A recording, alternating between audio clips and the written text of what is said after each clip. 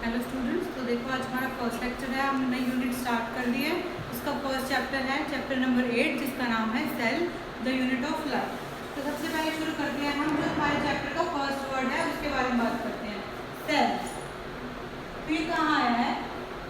It comes from a Latin word cella, which means small room. सबसे पहले क्या बात करी, जो ये वर्ड है सेल, ये कहाँ से आया है? ये एक लैटिन वर्ड है जिसका नाम है सेला। कहाँ से आया है? ये एक लैटिन वर्ड से आया है जो है सेला। उस वर्ड का मतलब क्या है? Small room. ठीक है। सेल को क्या बोलते हैं? It is known as the basic structural and functional unit of life। क्या बोलते हैं सेल को? Basic structural and functional unit of life. क्यों बोलते हैं? बिकॉज सेल सबसे बेसिक है, सबसे सिंपल स्ट्रक्चर है। बहुत सारे सेल जुड़ के आपस में क्या बना रहे हैं? टिश्यूज बना रहे हैं। एक सेल भी फंक्शनिंग करता है और बहुत सारे सेल्स भी मिलकर एक फंक्शन को परफॉर्म करते हैं। ठीक है।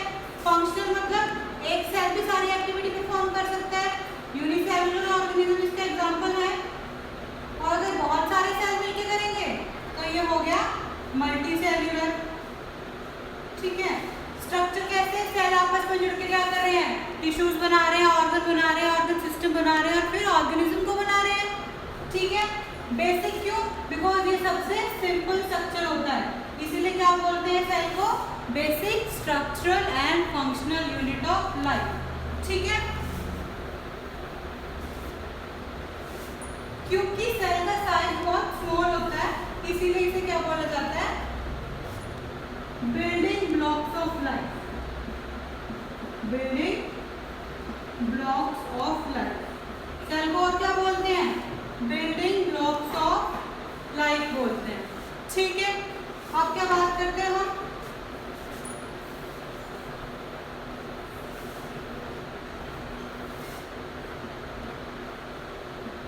The study of cell या फिर the branch of science, the branch of science, the branch of science that deals with the study of cell and its component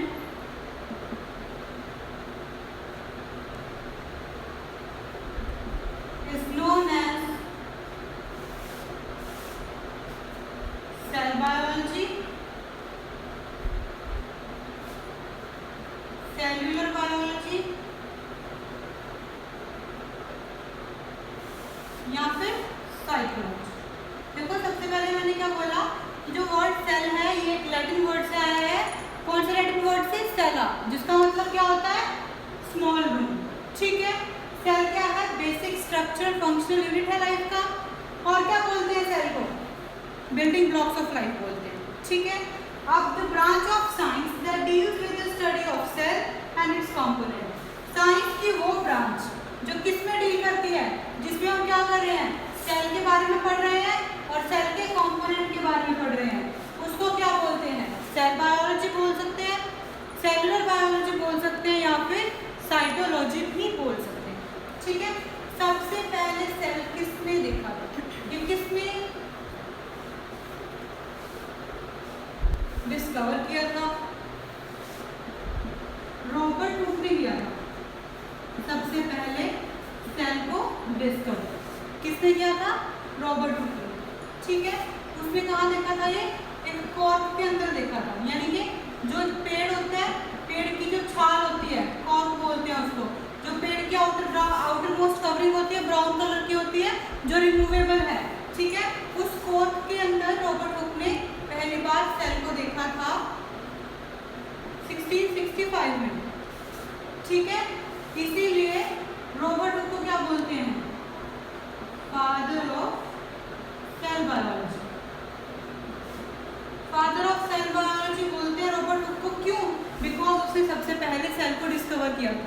ठीक है, उसने बताया सेल है तभी उसकी स्टडी शुरू हुई, ठीक है। लेकिन रॉबर्ट हुक ने किसमें देखा था? कॉर्क में देखा था। कॉर्क क्या है? वो एक डेड सेल है। कॉर्क क्या है? एक डेड सेल है। तो सबसे पहले जो सेल डिस्कवर हुआ वो किसमें देखा गया? वो सेल कैसा था? एक डेड सेल था, ठीक है। और रॉबर्ट हुक ने इसको डिस्कवर किया था, इसलिए उसे बोलते हैं फादर ऑफ सेल बायोलॉजी। अब है फादर ऑफ मॉडर्न साइटोलॉजी या फिर मॉडर्न सेल बायोलॉजी। वैसे फादर ऑफ सेल बायोलॉजी कौन है? रॉबर्ट हुक है, लेकिन मॉडर्न सेल बायोलॉजी के फादर हैं जॉर्ज पेलेट। कौन है? जॉर्ज पेलेट, ठीक है। अब रही बात डेड सेल की, तो लिविंग सेल सबसे पहले किसने देखा? लिविंग सेल सबसे पहले देखा एंटोन वॉन ल्यूवेनहॉक ने। एंटोन वॉन ल्यूवेनहॉक ने सबसे पहले क्या देखा? एक लिविंग सेल देखा। किसका लिविंग सेल था? वो स्पाइरोगाइरा का। स्पाइरोगाइरा एल्गी का लिविंग सेल सबसे पहले किसने देखा? एंटोन वॉन ल्यूवेनहॉक ने 1674 में, ठीक है। बात हो गई सेल की। सेल क्या है? Basic structure unit of life है। मॉडर्न सेल बायोलॉजी के फादर जॉर्ज पेलेट है। Father of cell biology Robert Hooke है। और सबसे पहला living cell Anton van Leeuwenhoek ने देखा, ठीक है। अब बात करते हैं सेल थ्योरी की। इसकी बात करेंगे सेल थ्योरी। सेल थ्योरी कब आई? सेल थ्योरी आई 1838 में। किसने दी? दो साइंटिस्ट थे। दो साइंटिस्ट ने मिलकर क्या दी? एक सेल की थ्योरी दी। सेल के बारे में उन्होंने क्या लिखा? कुछ पोस्टुलेट बनाए, कुछ टर्म्स बनाई जिसमें उन्होंने क्या बताया कि सेल क्या है, सेल कैसे परफॉर्म करता है, या फिर सेल का क्या सिग्निफिकेंस है। इसके लिए उन्होंने क्या करे? पोस्टुलेट बनाए। कितने पोस्टुलेट बनाए? दो पोस्टुलेट बनाए। देखो ध्यान से सुनो। सेल थ्योरी 1838 में दो साइंटिस्ट ने दी थी। किसके बारे में? सेल के बारे में, कि सेल कैसे काम करता है। तो इससे उन्होंने क्या दिए? दो पोस्टुलेट दिए, यानी कि दो रूल दिए। और वो दो साइंटिस्ट कौन से थे? वो साइंटिस्ट थे Sheldon and Schezwan.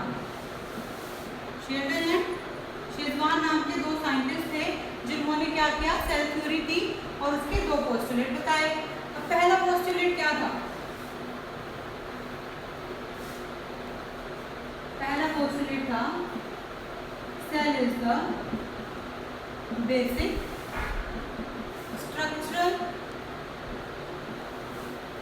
And functional unit of life. पहला पोस्टुलेट क्या दिया उन्होंने? कि सेल क्या है? बेसिक स्ट्रक्चरल और फंक्शनल यूनिट है किसका? लाइफ का। और दूसरा क्या बोला उन्होंने? ऑल लिविंग ऑर्गेनिजम्स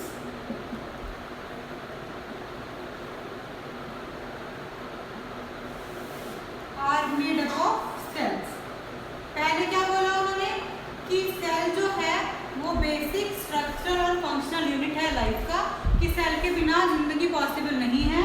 और दूसरा all living organisms are made up of cells, कि जितने भी जीव जंतु हैं वो किससे बने हैं? सेल से बने हैं। ये थी सेल थ्योरी। लेकिन साइंस में हमेशा क्या होता है? अलग अलग साइंटिस्ट के अलग अलग पॉइंट ऑफ व्यूज होते हैं। तो इसमें क्या था? जो cell theory Schleiden and Schwann ने दी, उसमें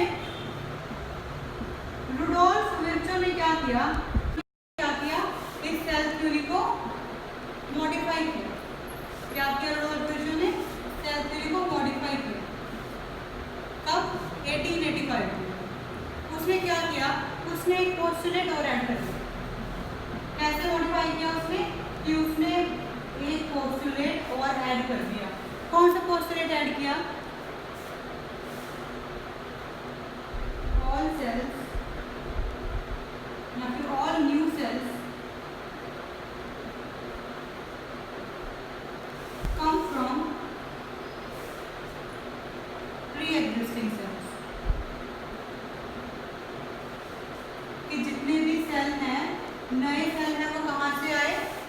प्री एग्जिस्टिंग सेल्स। जितने भी नए सेल आए हैं वो पहले सेल से ही आए हैं। इसको लैटिन में बोलते हैं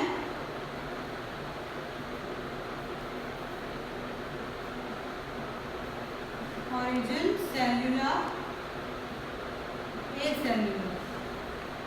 मतलब कि क्या है, कहाँ से जो नई सेल्स हैं वो कहाँ से आ रही हैं, ऑलरेडी प्री एग्जिस्टिंग सेल से आ रही हैं। इसको ऐड करके रुडोल्फ विर्चो ने क्या किया, सेल थ्योरी को मॉडिफाई कर दिया और उसके अब क्या हो गए, 3 पोस्टुलेट हो गए। कितने पोस्टुलेट हो गए, 3 पोस्टुलेट। पहला पोस्टुलेट क्या कहता है कि सेल क्या है, बेसिक स्ट्रक्चरल फंक्शनल यूनिट है लाइफ का। दूसरा क्या कहता है कि सारे ऑर्गेनिज्म किससे बने हैं, सेल से बने हैं। और तीसरा क्या कहता है कि जितनी भी नई सेल्स हैं वो कहाँ से आ रही हैं, पहली पुरानी सेल से ही आ रही हैं। ठीक है, अब हम बात करते हैं टाइप्स ऑफ सेल।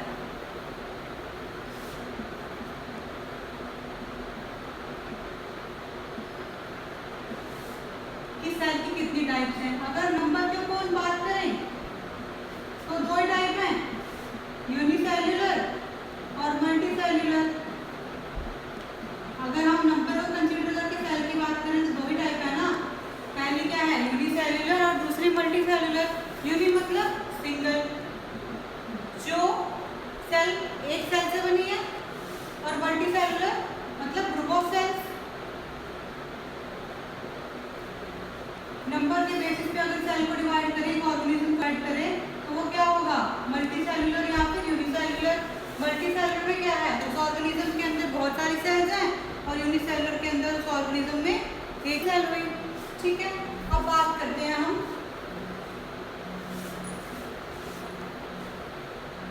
एडवांसमेंट के बेसिस पे। सबसे पहले आती है प्रोकैरियोटिक सेल, प्रोकैरियोटिक सेल, और दूसरी आती है यूकैरियोटिक सेल। 2 टाइप की सेल हैं, प्रोकैरियोटिक और यूकैरियोटिक। यू मतलब ट्रू, कैरियोट मतलब न्यूक्लियस, यानी कि वो सेल जिसके अंदर क्या है, ट्रू न्यूक्लियस है। ट्रू न्यूक्लियस होने का मतलब क्या है, न्यूक्लियस के ऊपर क्या है, एक मेम्ब्रेन है। मतलब न्यूक्लियस क्या है, एक मेम्ब्रेन से एनक्लोज्ड है, बंद है। जब एक न्यूक्लियस, एक सेल के अंदर एक न्यूक्लियस किसी मेम्ब्रेन के अंदर एनक्लोज्ड है तो उसे बोलते हैं यूकैरियोटिक सेल। और प्रोकैरियोटिक सेल में क्या होगा, प्रो मतलब प्रिमिटिव, यानी कि यहाँ पे क्या है, जो न्यूक्लियस है वो कैसा है, किसी मेम्ब्रेन में बाउंडेड नहीं है। देखो क्या बोला मैंने, प्रोकैरियोटिक सेल के अंदर क्या होता है, न्यूक्लियस किसी मेम्ब्रेन में बाउंड नहीं होता, सिर्फ एक स्ट्रक्चर में क्या होता है, कंडेंस फॉर्म में पड़ा होता है, और उस न्यूक्लियस को क्या बोलते हैं, न्यूक्लियोइड। ठीक है, यूकैरियोटिक में क्या है, न्यूक्लियस क्या होता है, मेम्ब्रेन एनक्लोज्ड होता है, प्रॉपर है, उसके ऊपर क्या होगी, एक एनवेलप होगा, एक लेयर होगी। प्रोकैरियोटिक के अंदर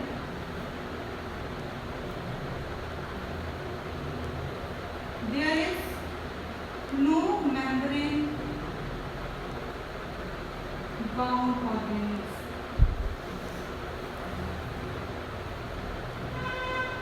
कि क्या है, प्रोकैरियोटिक के अंदर कोई मेम्ब्रेन बाउंड ऑर्गेनेल्स नहीं होती। एग्जाम्पल क्या है मेम्ब्रेन बाउंड ऑर्गेनेल्स के, माइटोकॉन्ड्रिया, गोल्गी बॉडी, ऐसा कुछ भी प्रोकैरियोटिक के अंदर नहीं होता।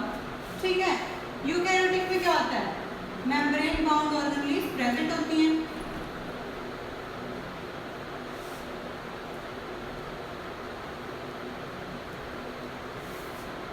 जो इनका स्ट्रक्चर है, इसका प्रोकैरियोट का, वो कैसा है, सिंपल है।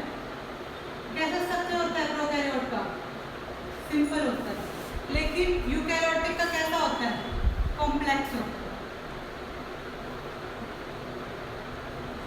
यूकैरियोटिक साइज में क्या होते हैं, लार्ज होते हैं। किसके कंपैरिजन में, प्रोकैरियोटिक के कंपैरिजन में। ठीक है, प्रोकैरियोट में क्या है, वो एक कैप्सूल में इनक्लोज होते हैं, लेकिन यूकैरियोट में ऐसा कोई कैप्सूल नहीं होता। ठीक है। प्रोकैरियोट में क्या होता है, टेल होती है। यूकैरियोटिक में वो, यूकैरियोट्स में वो टेल भी एब्सेंट होती है। ठीक है। इसमें क्या होता है, न्यूक्लियस के अंदर, यूकैरियोट में न्यूक्लियस के अंदर एक और स्ट्रक्चर होता है जिसे बोलते हैं न्यूक्लियोलस, जो प्रोकैरियोटिक में नहीं होता। ठीक है। ये क्या है, कुछ डिफरेंस है जो हमने क्या करे हैं, डिस्कस करे हैं प्रोकैरियोट्स और यूकैरियोट्स के बारे में। ठीक है। अब नेक्स्ट लेक्चर में हम क्या करेंगे, नेक्स्ट टॉपिक स्टार्ट कर देंगे।